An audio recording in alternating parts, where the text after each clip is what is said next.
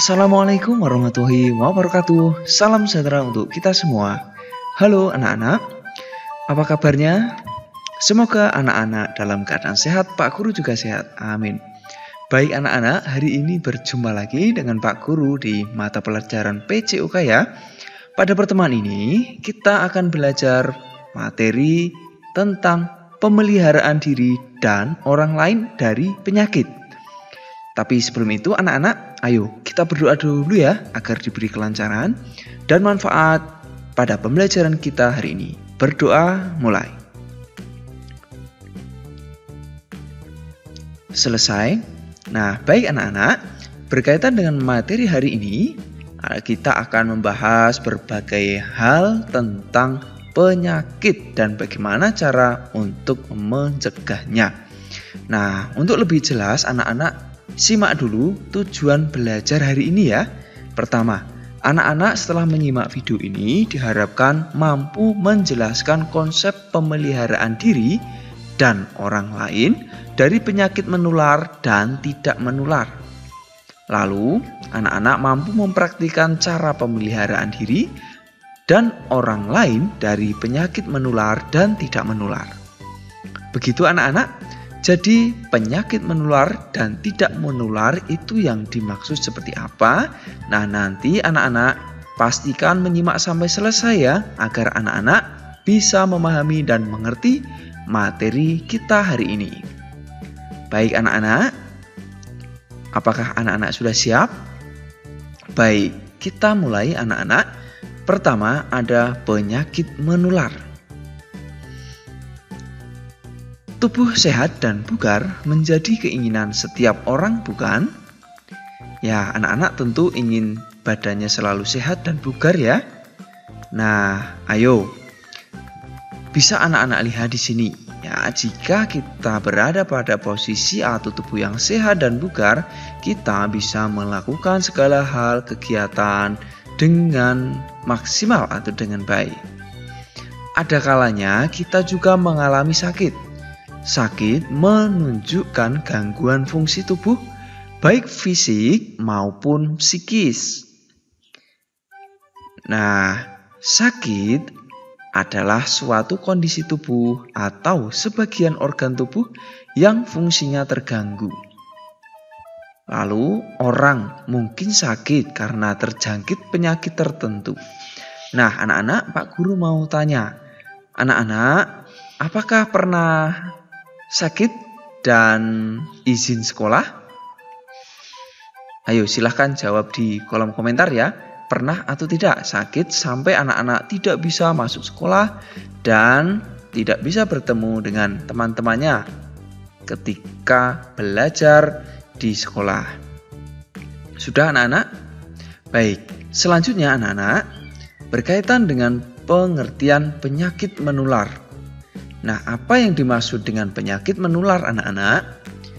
Pembahasan penyakit menular ini tercantum dalam Peraturan Menteri Kesehatan Nomor 82 Tahun 2014 tentang penanggulangan penyakit menular, yakni Pasal 1 Ayat 1. Nah, penyakit menular ini merupakan penyakit yang menular kepada manusia yang disebabkan agen biologi seperti virus, bakteri, jamur, dan parasit. Bisa anak-anak lihat di sini, ini sebuah gambaran atau ilustrasi tentang virus, bakteri, jamur, ataupun parasit. Ya. Nah, macam-macam dari penyakit menular ini ada banyak sekali anak-anak. Nah, dari Peraturan Menteri Kesehatan Nomor 82 Tahun 2014 tentang penanggulangan penyakit menular Pasal 4, penularan penyakit disebabkan oleh penyakit menular langsung serta penyakit menular vektor dan binatang pembawa penyakit ya. Jadi ini langsung dari pemerintah anak-anak. Ada peraturan menteri yang menjelaskannya.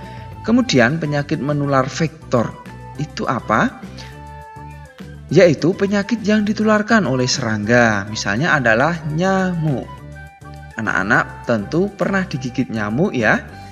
Ya, nyamuk ini bisa menjadi salah satu penyakit yang menyebabkan atau disebabkan oleh nyamuk itu sendiri, yakni penyakit menular vektor. Selain nyamuk, terdapat binatang pembawa penyakit juga loh. Artinya, binatang yang tidak menyebabkan penyakit, tetapi mampu menyebarkan penyakit. Contohnya ada burung, anjing, dan tikus. Nah, daftar penyakit menular, anak-anak bisa simak di sini, mulai dari difteri, tetanus, polio, campak, tifoid, kolera, rubella, influenza, meningitis, tuberkulosis, hepatitis, dan infeksi saluran pencernaan. Nah, pada penyakit menular melalui vektor dan binatang pembawa penyakit, ada seperti malaria, demam berdarah, chikungunya, rabies, pes, toxoplasma, leptospirosis, flu burung, atau avian influenza. Nah, anak-anak, dari sekian penyakit ini, apakah anak-anak ada yang tahu itu penyakit apa? Coba jawab salah satu atau jelaskan salah satu di kolom komentar ya, agar Pak Guru bisa mengetahui anak-anak, sekaligus anak-anak nanti juga bisa saling menambah wawasan di kolom komentar, menyimak jawaban dari teman-teman lainnya yang tentu menjawab berbeda-beda ya. Nah, silahkan pilih salah satu lalu jelaskan yang anak-anak ketahui ya, salah satu saja. Berikutnya anak-anak, ada penyakit tidak menular.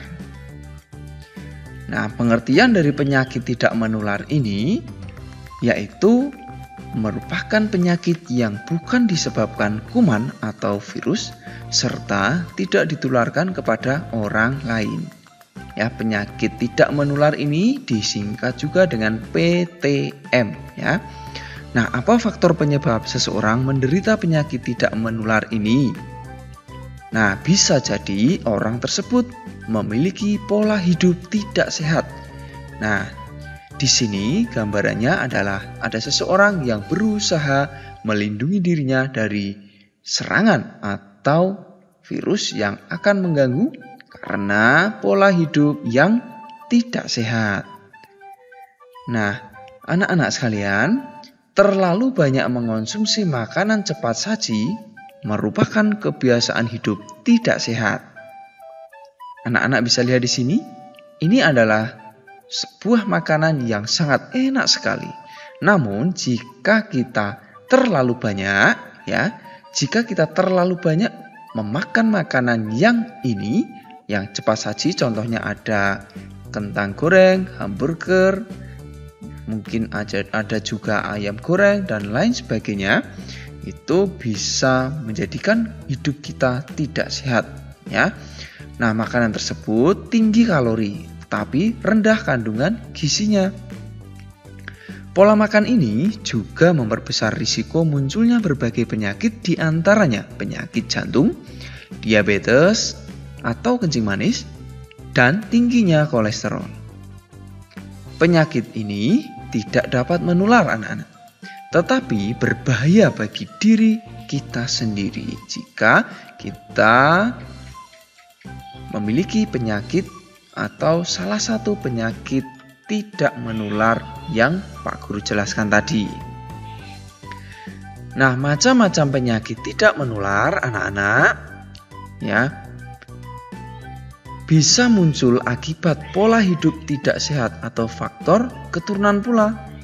Nah, contoh dari penyakit tidak menular ini yaitu ada diabetes, rematik, sariawan, hipertensi, osteoporosis, depresi, keracunan, penyakit jantung, kanker, stroke, ambien, usus buntu, asam lambung, gagal ginjal, asam urat, tumor, obesitas, vertigo, migran, kolesterol, tipes, dan penyakit paru-paru. Banyak sekali ya anak-anak.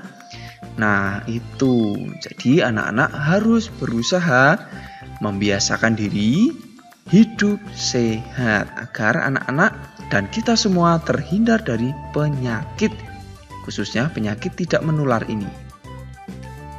Nah, sekarang anak-anak, bagaimana cara kita melindungi diri dari penyakit?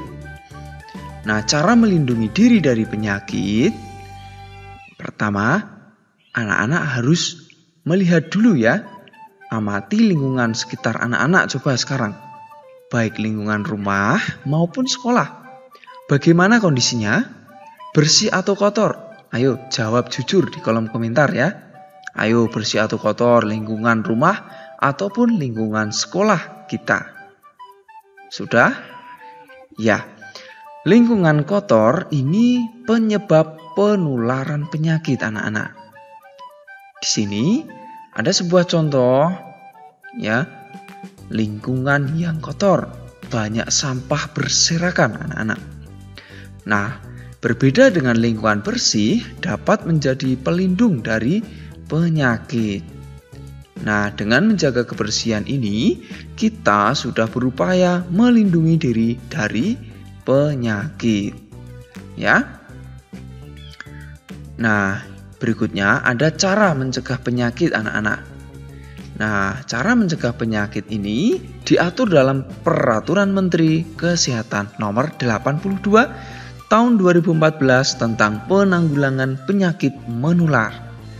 Nah, berdasarkan peraturan ini, pencegahan dilakukan dengan promosi kesehatan, pengendalian faktor risiko, penemuan kasus, penanganan kasus, pemberian kekebalan, dan pemberian obat pencegahan secara massal. Anak-anak, di sini ada sebuah gambar, ya, gambar seseorang mengenakan masker, cuci tangan, ya, dan menggunakan semprotan untuk disinfektan.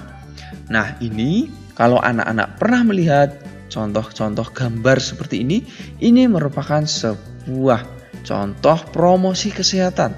Jadi, diharapkan orang-orang yang melihat ini bisa terinspirasi atau tergerak untuk mengikuti pola atau cara untuk mencegah penyakit ini. Nah, selain itu anak-anak, tentang imunisasi atau kekebalan ya, vaksin, tentu ini bisa digunakan atau dilakukan untuk mencegah penyakit ya. Begitu. Berikutnya anak-anak, Pak Guru akan sampaikan pula budaya hidup sehat. Apa saja contohnya? Ayo, simak baik-baik ya, agar anak-anak nanti benar-benar bisa menerapkan. Pertama, anak-anak perlu mencuci tangan menggunakan sabun cuci tangan. Jadi, mencuci tangan harus menggunakan sabun. Ya, kalau anak-anak mencuci tangan dengan air saja, itu masih kurang sehat atau kurang bersih nanti. Nah, berikutnya anak-anak perlu membasmi jentik-jentik nyamuk. Nah, jentik-jentik nyamuk ini biasanya akan sering anak-anak jumpai di tempat air tergenang. Ya, tergenang yang lama. Misal ada kaleng-kaleng bekas yang berada di halaman sekitar yang ada airnya, di situ biasanya banyak jentik-jentik nyamuk. Maka dari itu, anak-anak bisa melakukan pembasmian jentik-jentik nyamuk ya yang ada di sekitar anak-anak agar anak-anak bisa menerapkan dengan baik hidup sehat ini. Selanjutnya anak-anak perlu menggunakan air bersih untuk keperluan rumah tangga anak-anak. Nah, tentu anak-anak dalam kehidupan di rumah pasti selalu menggunakan air bersih ya. Nah, berikutnya juga tak kalah penting yaitu mengonsumsi makanan bergizi seimbang. Ya, jadi anak-anak bisa anak-anak lihat contoh di sini, contoh makanan yang bergizi seimbang ya, ada kandungan karbohidrat, ada vitamin, protein ya, sehingga gizi ini bisa mendukung kita atau tubuh kita menjadi sehat. Berikutnya, untuk hidup sehat bisa anak-anak lakukan dengan aktivitas fisik juga atau olahraga secara rutin. Sekali lagi secara rutin ya. Jadi olahraga ini harus dilakukan Ya paling tidak seminggu bisa 3 kali ya anak-anak. Nah kalau di sekolah anak-anak kan 1 kali ya dalam 1 minggu. Nah di rumah tentu anak-anak perlu melakukan olahraga di rumah ya. Nah mungkin bisa setiap sore atau setiap pagi dengan atau bersama dengan keluarga agar hidup sehat bisa senantiasa dilakukan anak-anak di rumah. Selanjutnya anak-anak juga perlu menggunakan jamban sehat ya. Jadi buang air besar, buang air kecil di tempatnya karena ini bisa mengurangi risiko atau penularan dari penyakit. Ya, jadi budaya hidup bersih dan sehat ini benar-benar nanti anak-anak harus mencobanya dan menerapkan ya. Selanjutnya anak-anak juga perlu menjaga dan memperhatikan kesehatan organ reproduksi. Ya. Kemudian mengupayakan kondisi lingkungan yang sehat. Kondisi lingkungan yang sehat ini ya tentu lingkungan yang bersih ya, sekitar rumah anak-anak bersih ya, buang sampah di tempatnya. Ya, ada tanaman hijau sehingga lingkungan anak-anak terasa segar, hijau, nyaman, dan sehat. Yang berikut, anak-anak harus mandi secara teratur ya. Setiap hari paling tidak 2 kali. Ya bisa pagi dan sore gitu ya anak-anak. Baik, demikian anak-anak tentang budaya hidup sehat. Kalau begitu anak-anak materi kita hari ini semoga bermanfaat. Sekali lagi anak-anak harus mampu dan bisa menerapkan hidup atau budaya hidup sehat ini ya. Begitu dan kita akhiri pembelajaran kita dengan berdoa. Mari kita berdoa. Berdoa mulai. Selesai. Sampai jumpa anak-anak di pembelajaran selanjutnya. Tetap semangat belajar bersama Pak Guru di sini. Assalamualaikum warahmatullahi wabarakatuh. Salam sehat, salam semangat, salam PJOK.